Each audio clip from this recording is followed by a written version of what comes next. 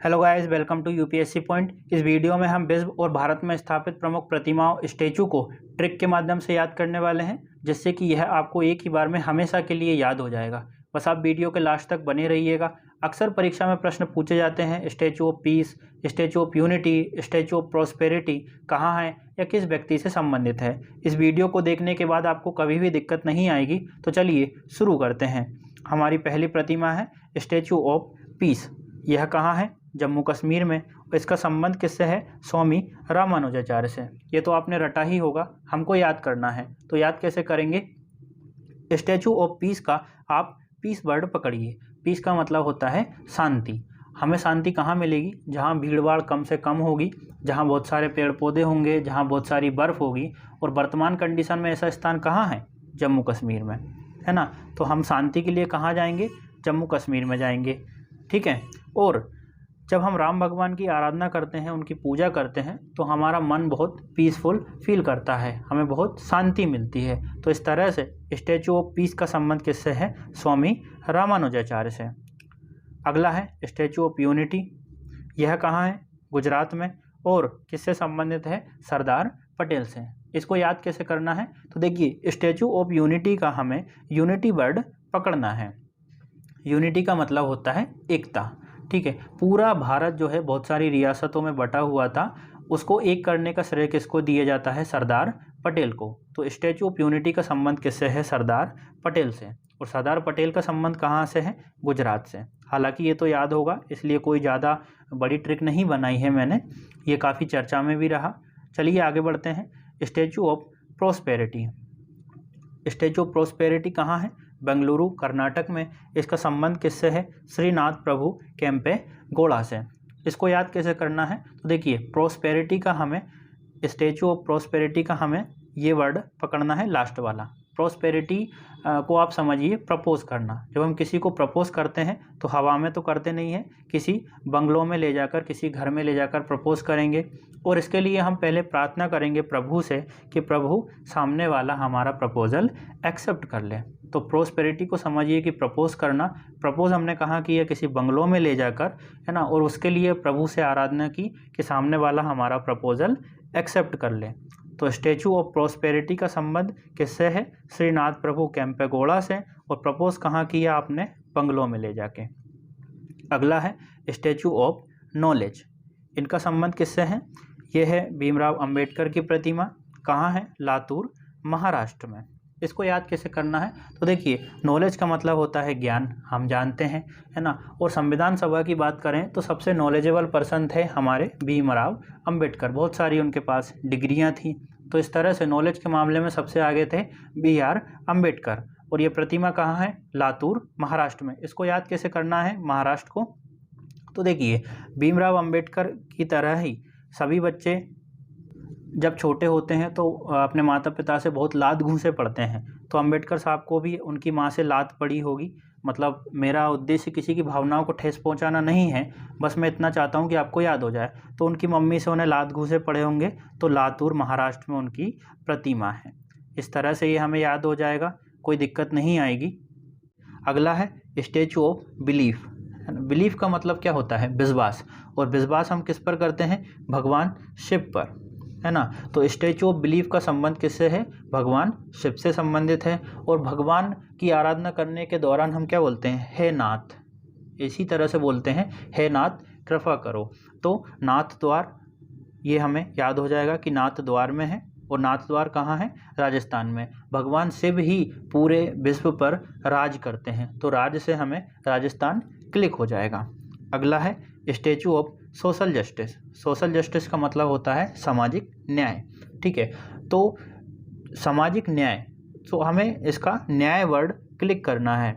न्याय की यहाँ पर बात की हुई है ना। और न्याय की मांग हमेशा कौन करते थे?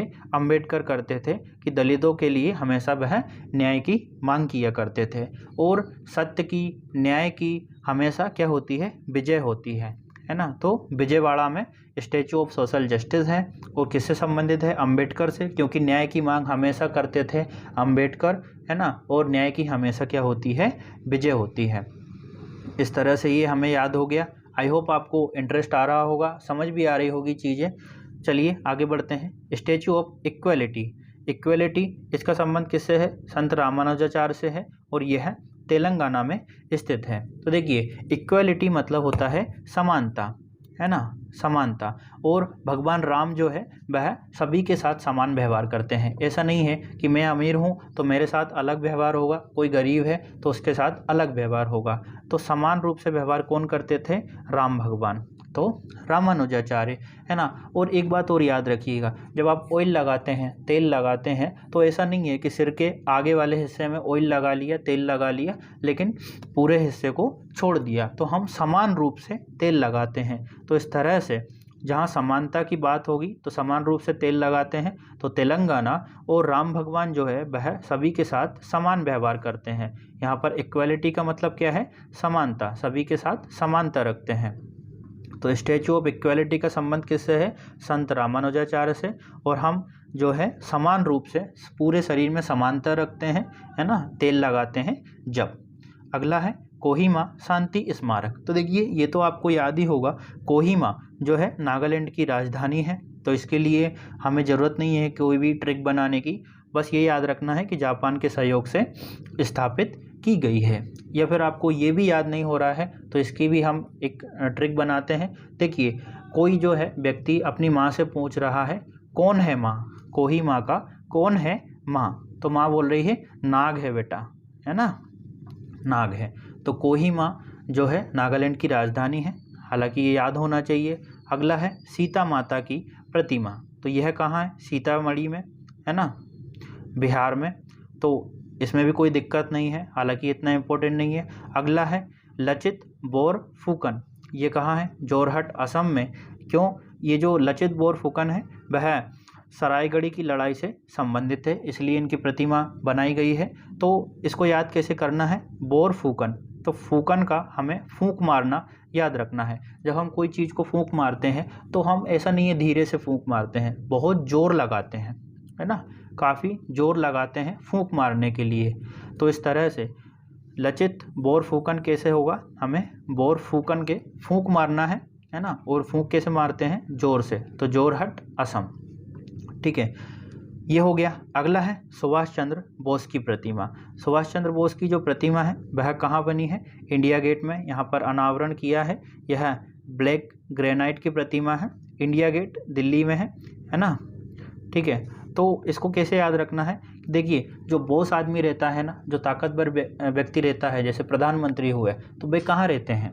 इंडिया में रहते हैं, है ना, इस तरह से। हाँ, और दिल्ली में रहते हैं। तो बॉस आदमी कहाँ रहता है? दिल्ली में रहता है। तो सुभाष चंद्र बोस की प्रतिमा कहाँ है? India Gate, Delhi. अगली है, ये काफ़ी चर्चा में रही G20 के दौरान, नटराज की प्रतिमा। तो इसके लिए मैंने कोई ट्रिक नहीं बनाई है। आपको थोड़ा सा याद रखना है कि नटराज की जो मूर्ति है वह नई दिल्ली में है और 28 फीट ऊंची है। G20 के दौरान इसका अनावरण किया गया था। अगली बात करें सचिन तेंदुलकर का स्टेचू, यह कहाँ है? वानखेड़े स्टेडियम में है ना। क्यों? क्योंकि यहाँ क्यों बनाया गया है? क्योंकि इन्होंने अपना अंतिम मैच इसी स्टेडियम में खेला था, 200वां टेस्ट मैच। तो इसको कैसे याद रखना है? देखिए सचिन तेंदुलकर काफ़ी प्रचलित क्यों है? क्योंकि वो जो है वह हमेशा स्टेडियम में खड़े रहते थे। वानखेड़े का हमें खड़े याद रखना है ना, खेड़े का खड़े, इस तरह से हमें क्लिक करना है कि सचिन तेंदुलकर जो है हमेशा स्टेडियम में खड़े रहते थे, है ना, तो बने रहते थे, स्टेडियम में खड़े रहते थे। तो इसी वजह से वानखेड़े स्टेडियम में इनकी प्रतिमा बनाई गई है। अगला है रामलला की मूर्ति। ये तो आपको याद ही होगी, अयोध्या में बनी है ना, 51 इंच ऊंची है। तो इसके लिए कोई ट्रिक नहीं है। फिर बात करें संत रविदास की प्रतिमा। देखिए बाकी सब तो ट्रिक बन गई है, थोड़ी सी इसमें दिक्कत थी। तो ये आपको याद रखना है कि यह वाराणसी में है ना, 647वें जयंती पर इस प्रतिमा का अनावरण किया। बस एक यही नहीं बन पाई, काफ़ी कोशिश करने के बाद भी। अगर आपको कोई ट्रिक याद आ रही हो या फिर याद करने का तरीका हो तो आप कमेंट में इसको बता सकते हैं। अगली है स्टैचू ऑफ पीस। देखिए हमने स्टैचू ऑफ पीस सबसे पहले पढ़ी थी, रामानुजाचार्य की प्रतिमा थी और जम्मू कश्मीर में थी, वो हमने याद की अलग तरीके से। ये और भी है स्टैचू ऑफ पीस, है ना, कहाँ है? पाली, राजस्थान में। और किससे संबंधित है? आचार्य विजय वल्लभ से। तो देखिए जो अपने मन को शांत रखेगा ना, पीस रहेगा उसके मन में, बहुत शांत रहेगा, तो उसकी हमेशा क्या होगी, विजय होगी। ठीक है, तो विजय वल्लभ से हमें क्लिक हो गया। और देखिए जो शांत रखेगा मन को, है ना, मन में शांति को पालेगा, तो पालेगा से पाली हो गया, वह जो है इसी संसार पर राज कर सकेगा। तो पाली राजस्थान इस तरह से हमें क्लिक हो जाएगा। जो अपने मन को शांत रखेगा वह राज करेगा, है ना, और उसी की हमेशा विजय होगी। तो आचार्य विजय वल्लभ। अब बात करें स्टैचू ऑफ वननेस की, यह ओमकारेश्वर खंडवा में स्थित है और यह किससे संबंधित है, आदि गुरु शंकराचार्य की 108 फीट ऊंची यह प्रतिमा है। इसको याद कैसे करना है, तो देखिए वननेस का मतलब क्या है, एक चीज़, एकात्मक धाम यहाँ से संबंधित है ना। तो एक जो ओम की आकृति है ना, वह एक ही अक्षर है ना। ओम से हमें ओमकारेश्वर याद रखना है। और भगवान क्या है, एक होते हैं, है ना। अलग अलग रूपों में हमने ही उनको बांट दिया है, लेकिन भगवान क्या होते हैं, वन मतलब एक होते हैं, है ना। और ओम भी एक ही अक्षर है, तो ओम से हमें ओमकारेश्वर याद हो जाएगा। ओमकारेश्वर मध्य प्रदेश के खंडवा जिले में है। अब बात करते हैं हम विश्व की, है ना, काफ़ी इंटरेस्टिंग है ये भी, विश्व में स्थापित प्रतिमाएं। तो सरदार पटेल की प्रतिमा कहाँ है, कनाडा में स्थित है। इसका अनावरण किया था नरेंद्र मोदी द्वारा, है ना। लेकिन इसको याद कैसे रखना है, तो देखिए सरदार पटेल जो है एक खम्भ की तरह खड़े हुए थे, स्तंभ की तरह या खम्भे की तरह, है ना। तो खम्भ से हमें मरखम्ब याद हो जाएगा, है ना। तो इस तरह से हमें सरदार पटेल की प्रतिमा कहाँ है, मरखम्ब में, है ना, खम्भे की तरह खड़े हुए थे, इसी वजह से पूरा भारत एक हो सका। और बस इतना सा याद रखना है कि कहाँ है, मरखम्ब में।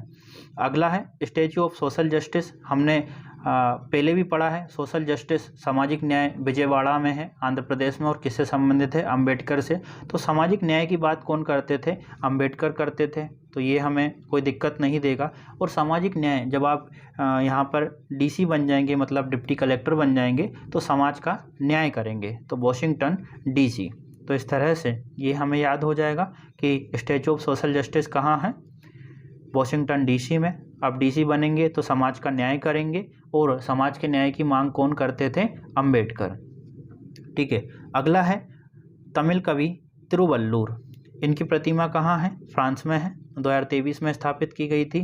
तो देखिए जो कवि होता है वह इस तरह की कविताएं गाता था कि उसके जो है सभी लोग जो भी सुना करते थे वह सभी उसके फ़ैन हो गए थे। तो फ़ैन से हमें फ्रांस क्लिक हो जाएगा। और ये कवि हमें याद रखना है कि कवि ने ऐसी कविताएं सुनाई कि सभी उसके फ़ैन हो गए, तो फ़ैन से हमें फ्रांस हो जाएगा। ठीक है, अब है शिवाजी की प्रतिमा, कहाँ है, मॉरिशस में। तो इसको कैसे याद रखना है कि शिव भगवान की पूजा कौन करती है, मोड़ियाँ जैसे बोलते हैं ना, मोड़ी क्या कर रही है, हाँ, तो शिव भगवान की आराधना कर रही है, तो मोड़ियाँ बोलते हैं, लड़के को मोड़ा बोलते हैं। तो इस तरह से मोड़ी जो है, मोड़ी, ये मॉरिशस का मोड़ी याद रखना है आपको कि मोड़ी जो है वह शिव जी की आराधना कर रही है। तो शिवाजी की प्रतिमा कहाँ है, मॉरिशस में, है ना। महाराष्ट्र के उप मुख्यमंत्री ने इसका अनावरण किया था। अब बात करते हैं हम और प्रतिमाओं की, सारी महात्मा गांधी की है, तो एक ही ट्रिक बना दी है मैंने, 5 है ये प्रतिमाएं, है ना, अलग अलग देशों में है। तो इसको याद कैसे करना है, तो देखिए महात्मा गांधी कैसे थे, टॉप नंबर के।